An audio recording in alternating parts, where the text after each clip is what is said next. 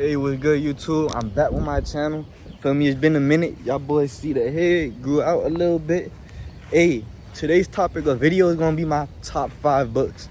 Hey, I've read a few books in my life. You know, I haven't read that many. I'm not an expert on books and shit.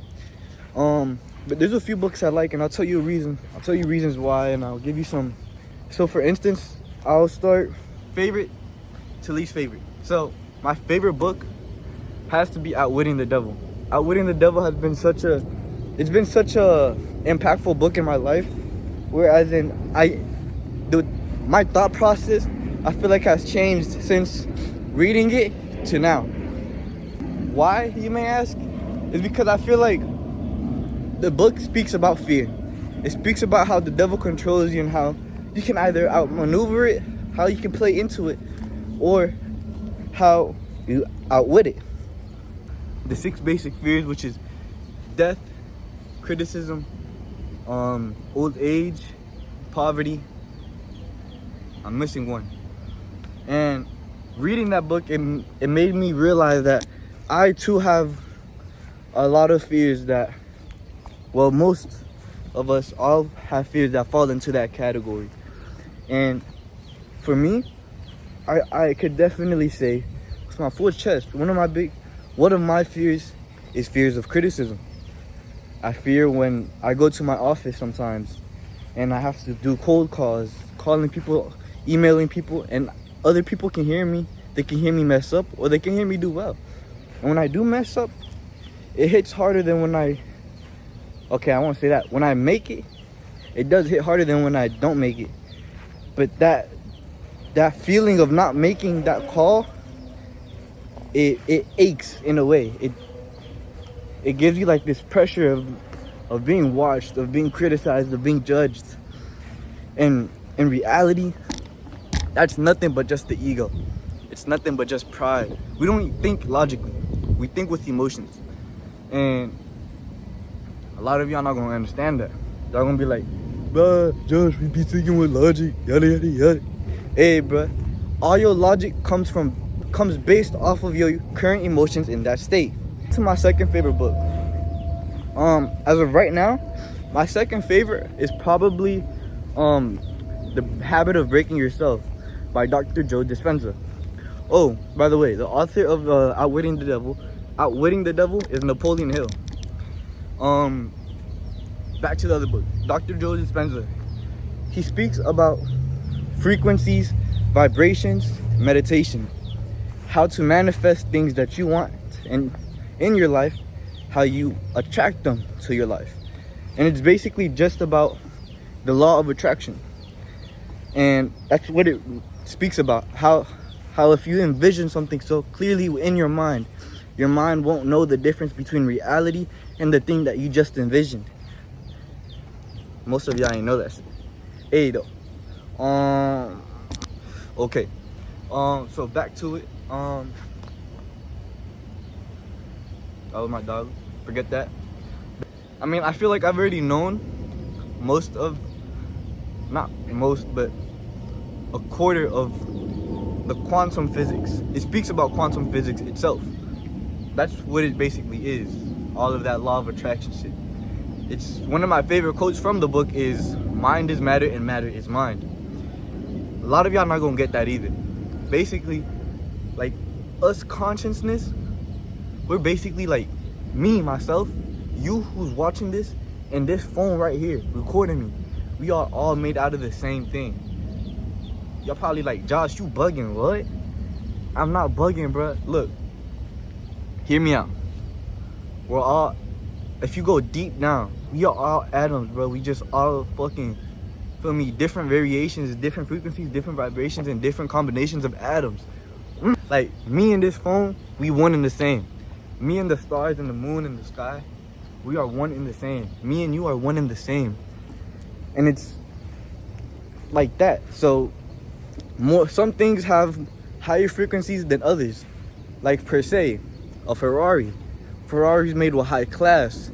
It's built for high class. It's priced at high class. So you have to be, your frequency and vibration has to be that high class for you to attract that high class car that you are seeking, hence Ferrari. Same goes for Lambo. You name it, bro. You know what I'm talking about, bro. Anyway, my third favorite book has to be Atomic Habits.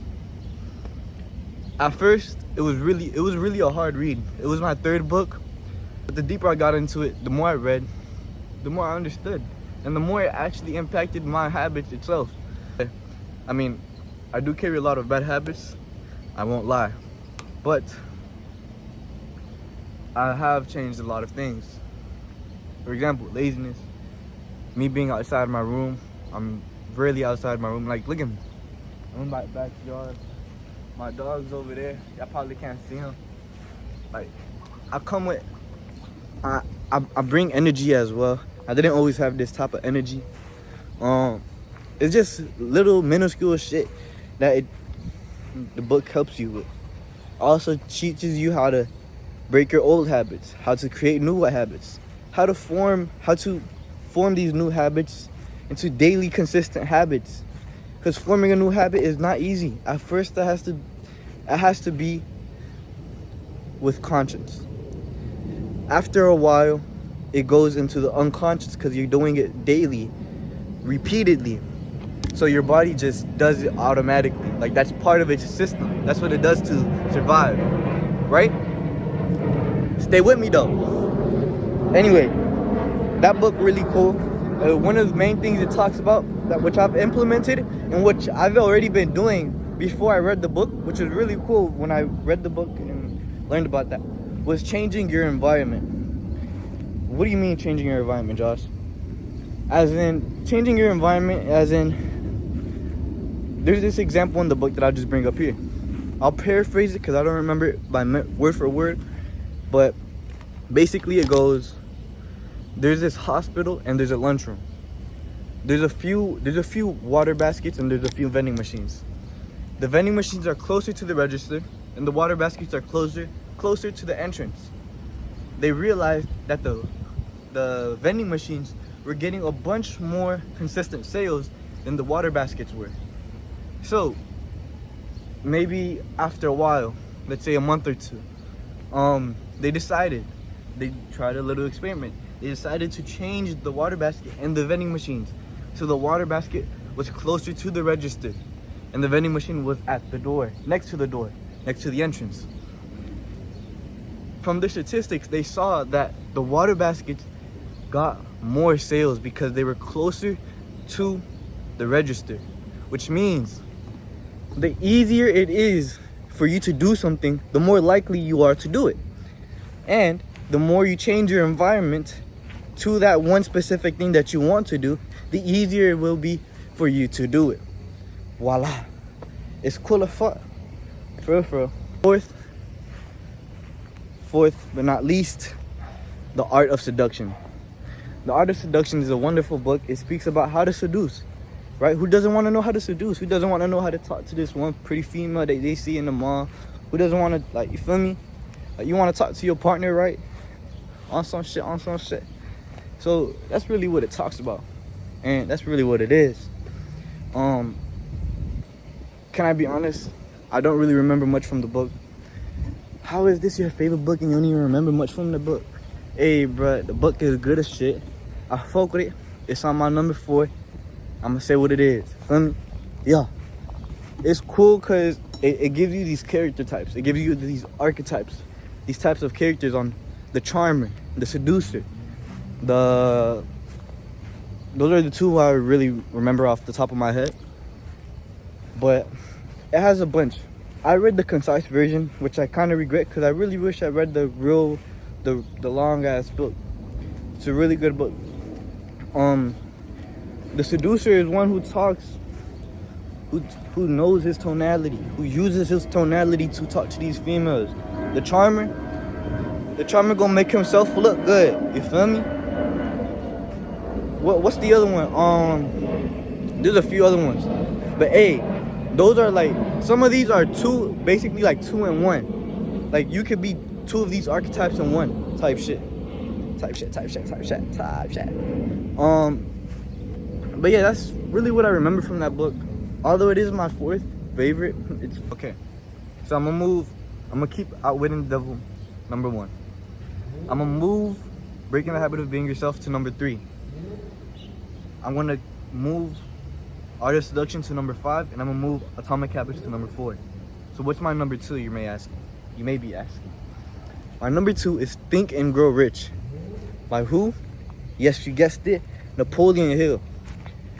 His way of writing has really fascinated me. He's really philosophical. He's also, I fuck with his vocabulary. I fuck with the way he goes about his sentences.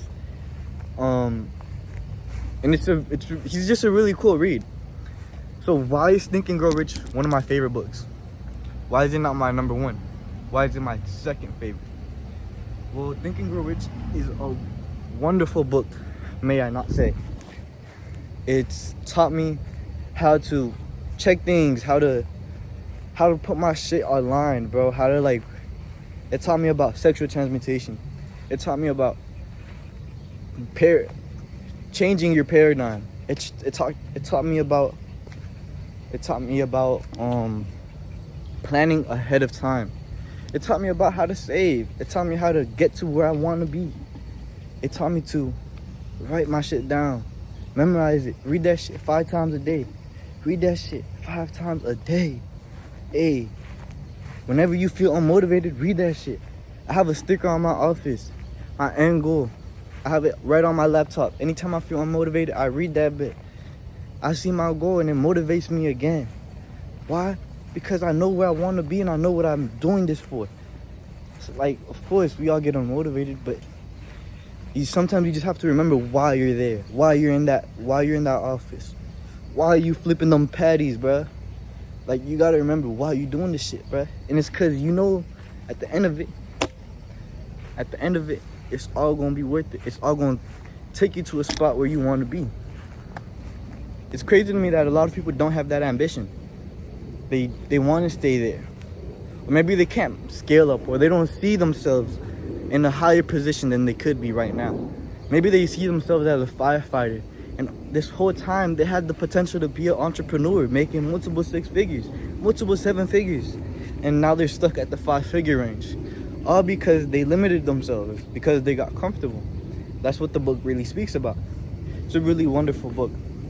I feel like I could talk a lot more about it, but my mind just keeps going blank, and I'm really new to this shit. It's only my 3rd video, so you feel me? Hey, I hope y'all enjoyed the video. Y'all most likely gonna see me tomorrow, most definitely, honestly. It was real cool talking to y'all. Real cool for y'all to listen to me. Yeah, stay 300, stay on 10 toes, stay aware, stay observant, and hey, be safe. I'll catch y'all boys.